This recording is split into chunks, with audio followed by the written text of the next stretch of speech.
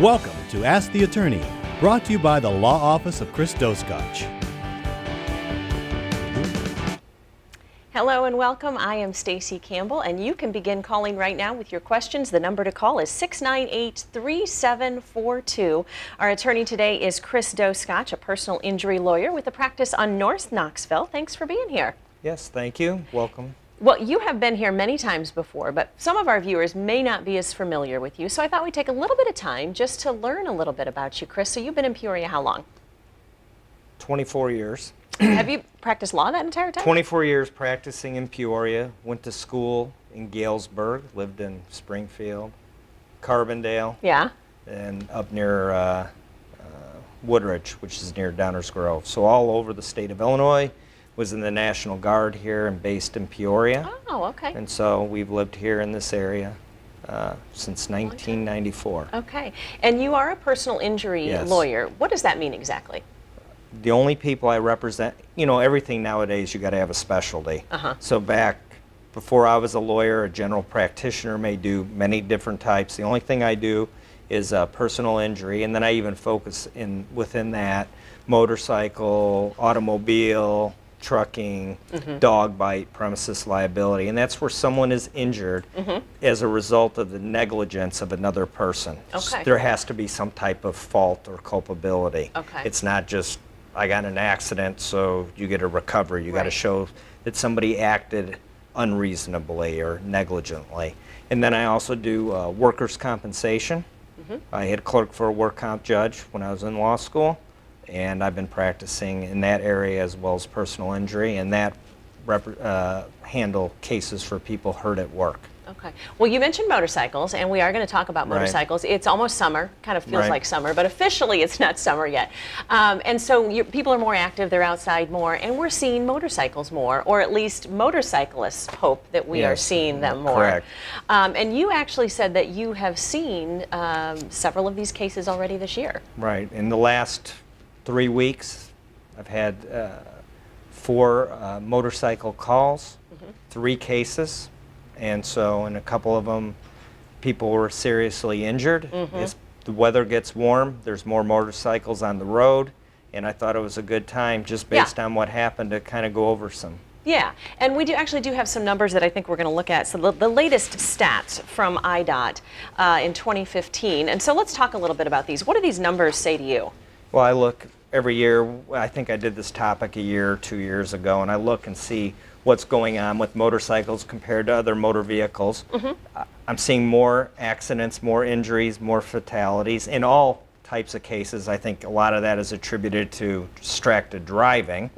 So you add that on top of motorcycles Right. and distracted driving, and what you see is motorcycles still are a small percentage of the injuries or the serious injuries, but when it gets to fatalities, you can see the numbers are almost 10% higher for fatalities compared to serious injuries or regular injuries. So, Yeah.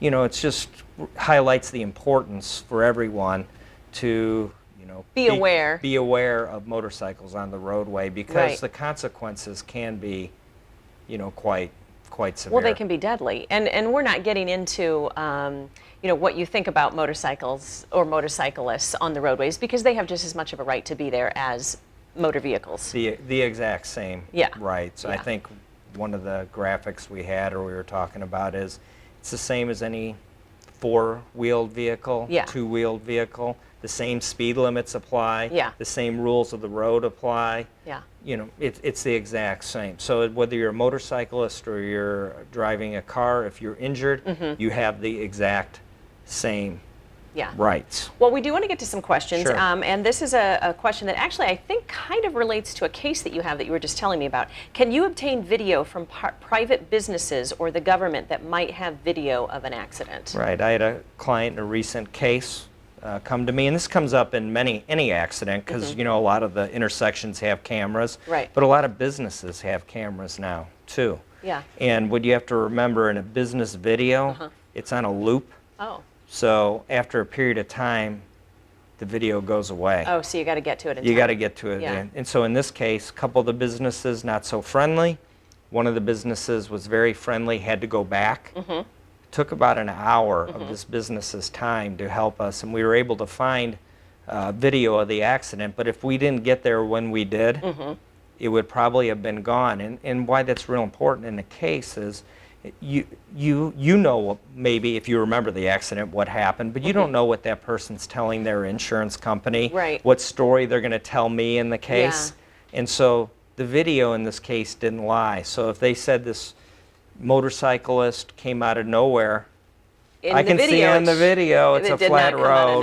Yeah, and it didn't come out of nowhere, and the person just drove right into them. So you can get it from a private business. They don't have to cooperate with you. So if you file suit, you can subpoena it, but you can also get a letter out to places and ask them to preserve video from that day, even if they won't give it to you. So that's why it's real important at the beginning to get on that. All right, well, it is already time to take a break, but we have more to talk about motorcycles, so don't go anywhere. We'll answer more of your questions with Chris Doscotch coming up next.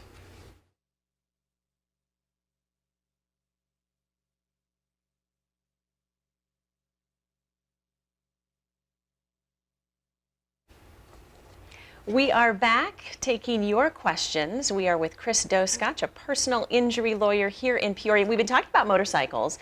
We've got more and more people out on the roads, more motorcycles out on the roads with it being summertime. And you have a list of slogans that you think people should think about when sharing the road with motorcycles. And so we want to talk about some of those because I think they're important just in just creating awareness and getting people to think. Right, yeah, and I've seen these either on the internet, friends of mine who have motorcycles, IDOT puts out a lot of them, and the slogans are mainly see the motorcycles, share the lane, share the road, looking twice can save a life, ride alert, because it's just not the motorist. As a motorcyclist, you know too that people are distracted or may not, so as the you have an obligation also. The person operating either the motorcycle or the car has an obligation, so ride alert. Ride alert, so it's not just about the motorist, but the motorcyclists need to ride alert as well.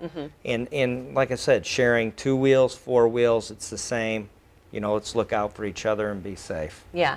And I had mentioned to you that I was on the road and getting ready to turn, and I saw the motorcycle, but he wanted to make sure that I saw him, and so he did flash his lights, which I was appreciative of, because had I not seen him, then I would have. And so that's when you say ride alert. Everybody has to be alert and aware of what's going on. Everybody has to be alert. Yeah. Okay. Well, we do have some more questions that we're going to get to here. This is from Paul. Paul says that he was in a car accident a few months back, was offered a settlement, and it did not include any pain or suffering. Is he missing something? Okay, well, in a personal injury case, one of the things you can get a recovery for is pain and suffering. If he was in pain at some point and he went to the doctor, I'm going to assume he was, he should get an offer for that. How much it would be, in the end, the jury decides. But as long as you did have pain, you can get it for past, and if you have continuing pain. So for the future, you may want to get a report from your doctor that says you're expected to have pain in the future, but for the past, you should definitely be asking for that. Okay. And getting back to the motorcycles, I know one of the important things you wanted to talk about today was biases that people have about motorcyclists, and how important it is to realize, as an attorney, to realize what those biases are as soon as you get a case, so that when you're going into the case, that can help you. Right, you have biases, hard to see, too fast, too dangerous. Hunter Thompson, I talk about, he's wrote the book about how, every person who rides a motorcycle is an outlaw. Because we might have had an experience where somebody drives down the interstate and they're weaving in and out of traffic at excessive speed, and they sound loud. They sound like they're going faster than they really are. Because they're loud, you think they're going fast. Yeah. And so, or, they wear leather coats, and bias isn't just for jurors, judges, we all have biases and everything. And so what's important is these biases exist. Yeah. And as a lawyer, you have to deal with them, and you can't start dealing with them when you're picking a jury. So like that case with that video, get the video, develop the facts, because a witness might think the motorcycle's going 50 and it was really only going 30 because of that bias. Yeah. So having a good investigator and developing the facts right away and giving your narrative at the beginning of the case is important, because if you're going to deal with motorcycle bias or injury lawsuit bias at the time you start a trial, it's too late. That's why it's important to start your case early with the lawyer. Right, and just be aware of those biases, and that we all have them, right? Yeah. This is a question from Carrie. She was in an accident and had about $7,800 in medical. Most of that was the emergency room and 6 weeks of therapy. She had a shoulder strain and a neck strain. The insurance only offered $9,000. Is that all she can get? Well, no. Okay. If she can take it, if she wants to.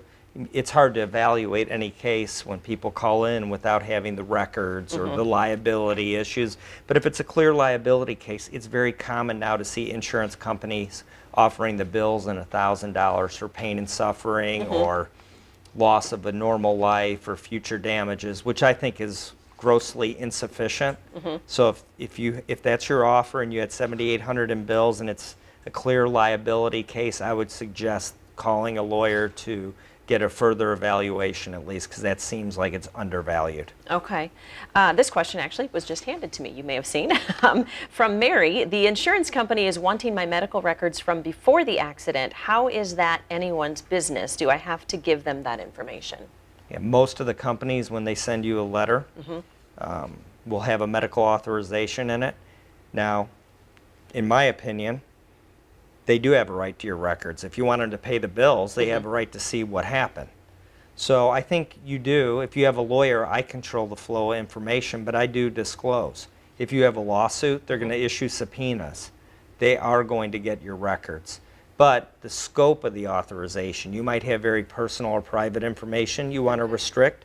So that's one thing. Also, you want to make sure that you're not allowing the insurance companies to talk to your doctor, especially in a work comp setting, to write to your doctor, is this related, and questions. You want to limit those type of communications. You want to keep the authorization to medical records and bills only. Okay.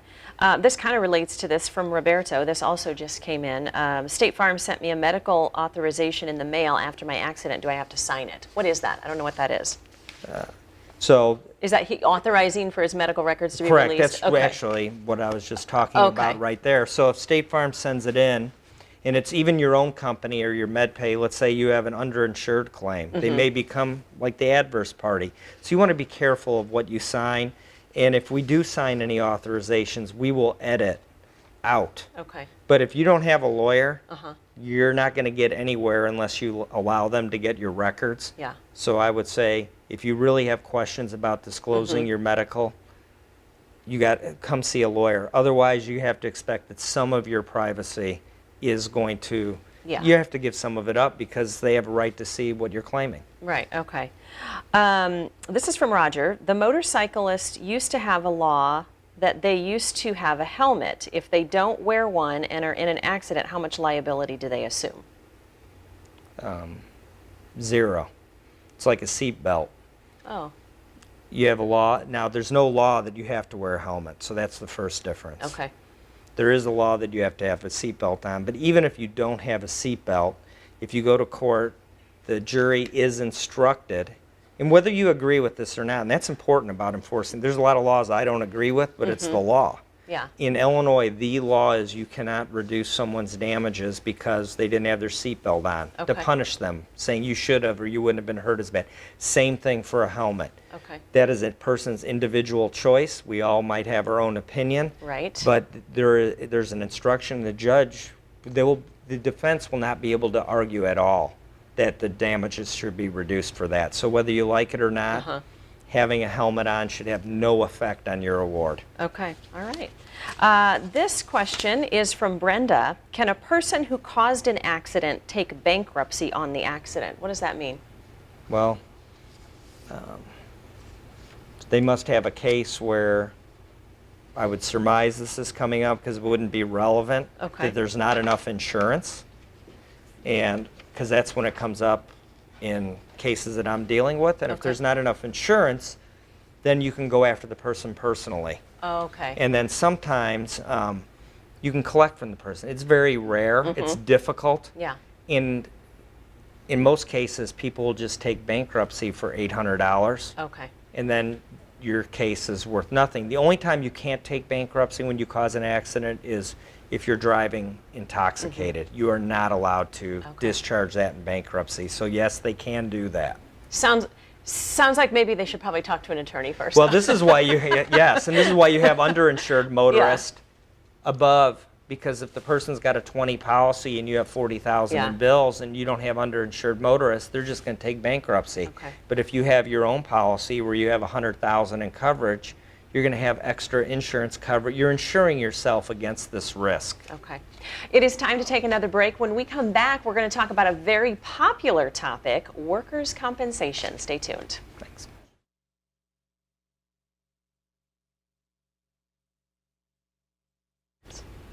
Welcome back. We're back with Chris Doscotch, a personal injury attorney here in Peoria. Now, you handle workers' comp cases, among many other things that we've been talking about today. And this is always such a popular topic. We always get lots of questions. So we're going to get right to it. But I kind of wanted to know from you, what is one thing you would tell anybody out there who may be facing one of these cases? Is there kind of like one Workers' important... Yes, compensation? workers' compensation. Yeah.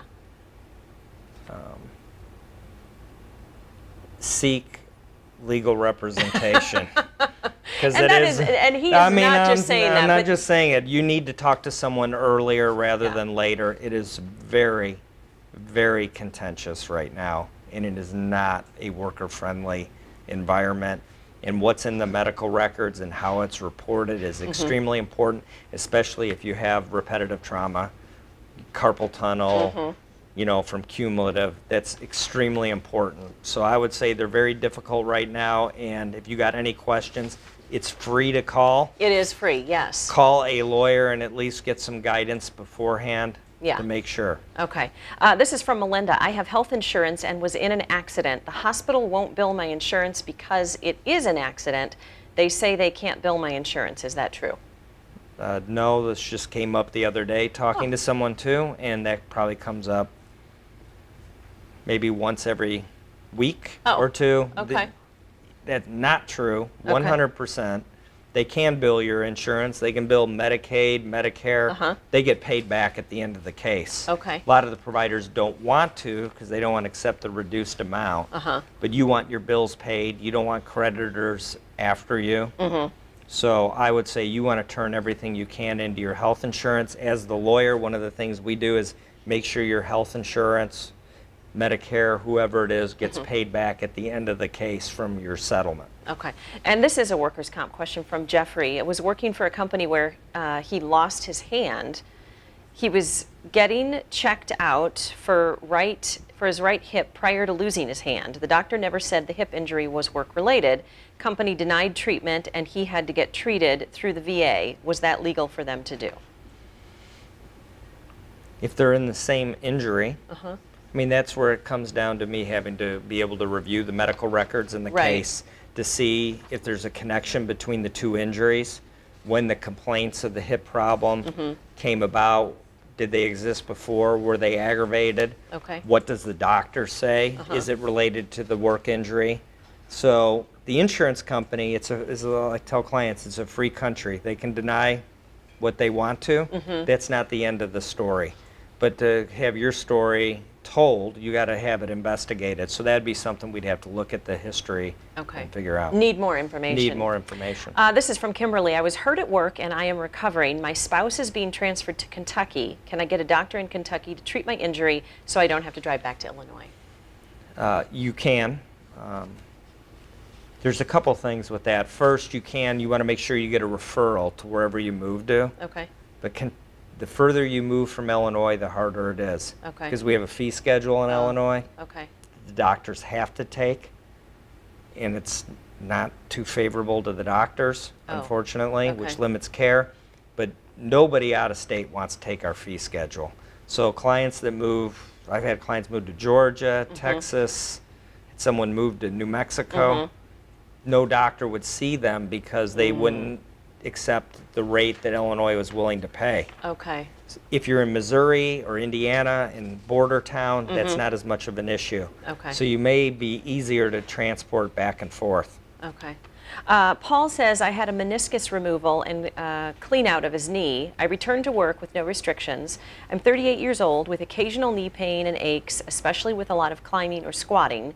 Work comp has paid everything. Do they have to make an offer? What should I expect? Okay. They don't have to make an offer. Some insurance companies make offers. Okay. 20 years ago, they made offers more voluntarily. Now, they let it ride. If someone doesn't ask for an offer, they don't make one. Okay. But ask. If they don't come to a lawyer, we can obtain an offer for you. Yeah. And then as to the value of the case, you know, you are going to do better with a lawyer. So if you do get an offer, call, ask us about it, if we can help you substantially. Before you accept anything. Before you accept anything, just to check it out. I mean, we're not, if you got 10,000, we're not going to take the case for 11. Yeah. But a lot of times we can help you get fairly compensated. Right. So check it out. Okay. This question, it just came in and is also a workers' comp question. I have a client that received a previous settlement for carpal tunnel on one side. Now they have carpal tunnel on the other side and the employer is denying. How can they do that if they settled on the previous case? Isn't the fact that they paid on the other case mean that they have to pay on the new case? Okay. All right, let's take a second on this Lots one. of complicated That's cases for you today. All right, so you may have to keep that out. We go over it again. So let me go over the first thing. One, and this isn't in the question, but I'm going to talk about it. Payment of benefits is not an admission in Illinois. So even if they paid on that case for your medical, they can still dispute the case at trial. Okay. So any payment by work comp on a current case does not mean they're admitting it's their responsibility. Okay. That's the law. Okay. Okay. So sometimes new evidence may come up. They may change their opinion, send you to somewhere to a doctor, because people think, well, they already paid, don't they? No, they have a right to defend the case. It's our burden to prove it. The second issue with that is this is coming up a lot right now with a certain large employer in the area Okay. who had paid on claims in the past and are denying now. They'll say the job's different. Okay. And jobs are more automated than Yeah. they might have been 10. I mean, there may be some difference, Yeah. but not in every case is there a difference. So, you know, you can't bank on the fact if you're sitting there saying, oh, they paid on this before, I'm not going to get a lawyer, they're just going to pay on this case. Yeah. That doesn't mean anything, because right now a lot of cases are being denied for repetitive trauma or cumulative trauma. So if you have one of those cases, that's one of the most important, because it's not like an acute injury. If you break your arm, you can't call a lawyer before you get medical Right. treatment. You go, Right. you You have tell to them get it what taken happened. care of. Yeah. But on something that comes on gradually, and you're going to go into the company doctor, your doctor, I would talk to a lawyer before you go, because about what your job duties are, how the symptoms came on, how you report it, Okay. because every single one of those cases is being denied, and 10 years ago, they were all being paid. And there's one reason for that. What and is it's that? the change in 11 when judges were appointed. It's not the way the system's supposed to be. Okay. The governor appoints the people, and there's been a lot of pressure in the state to diminish work comp cases, especially carpal tunnel. And I'm not saying it's right, but Yeah. that's the way it is. Yeah. And so the employers and insurance companies are taking advantage of that environment. Yeah. And so even if they paid the person in 08, they're denying the case now, and you got to prove your claim. Yeah. Well, they're so complicated, and every case is so different, and I just think it's so important to know that there are attorneys out there that handle these cases, and you know the ins and outs of the law and what you need to do for these types of cases. The long of the short is, to get into it, is back before you could say I use my hands a lot at work, and the doctors say it's work related and you'd win. I don't think that's right either. Yeah. You need to prove your job caused or aggravated the condition to Yeah. a part of it. But now it's gone the other way now, and it's almost on the exact reverse spectrum. So you have to have the details of your job, and your doctor has to know that. Yeah. And your doctor has to be able. You have to have someone who's willing to say believes your work Yeah. is a contributing factor. And there's different doctors have different opinions on that issue. So I mean, again, and I'm overstressing it because we talked about Yeah. it earlier. Repetitive trauma. Elbow, hands, shoulder, talk to a lawyer at the outset. We are running out of time quickly. Unfortunately, so many questions, too little time. How can people get a hold of you if they want to call you? They can email Okay. at doscotchlaw.com.